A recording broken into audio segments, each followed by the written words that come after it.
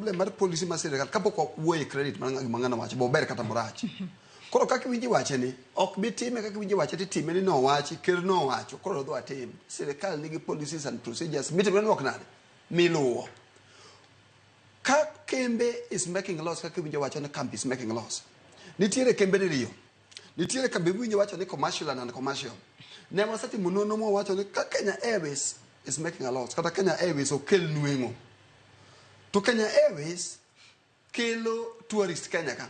Mangi sono nego benda be serikali nego be ni quantify ni Kenya Airways ni eno ko kel nuengo ne serikali lakini nitie benefits ge.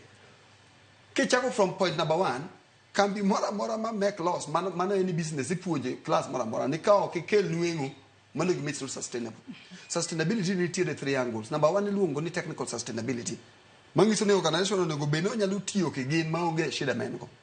Number 2 ndiye iluongo ni financial sustainability. Mangi sono kai ni kambi to the objective kata gimo miyo kabino ket kanyo en ni mondo los angowa okel nuengo.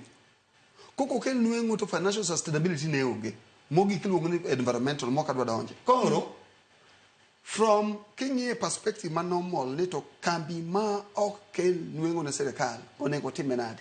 Onego tim ni gimo restructuring can involve gimiwinjo wacho ni mondo walor kambino.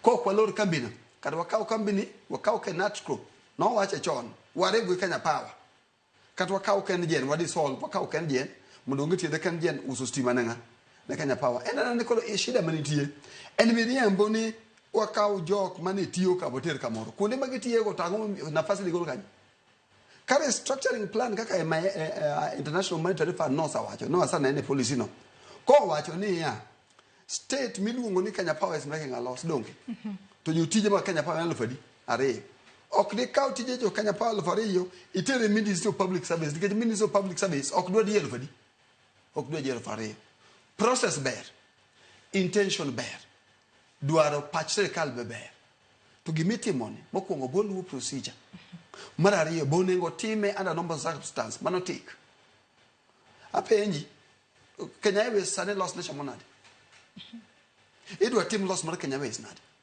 nikech ng'eni mondo mi Kenya Airways koka mana to koro gimutimo en higa ka higa koro ni miye subsidies serikal obele bilion 9 serikal obele bilion 6 to ka serikal bel Kenya Airways gi pesa ne ere gimomiyo Kenya Airways bedo bel mangiso ni tiere commercial benefit mar Kenya Airways moloyo profit botimre nade mabedo posted cha we winja ne recholo molo bene nikech yudo ni ka hikomenda mano rumo tarik 30 dwe mar mano tarik 30 mano higa mar 2024 wacho ni nitiere omenda madirom $1.4 trillion mabende ne ochwal ne kembe mago mag serikal kata kamano kembe makamago mar mondo mi ojola chenro magi mag tich to nyaka sani wacho ni kembe makamago kata return mora mane gichwalo onge paro makoro ochwal ni recho mar mondo mi olor moko kuomgi kata mar mondo mi onywand moko kuomgi kembe moko par ni awacho ni nitiere kembe 290 ewi kembe 290 wantiere koda kembe mago madero ma 80 magen commercial 290 gin mago mag gin non commercial mano moting'o mbalarianya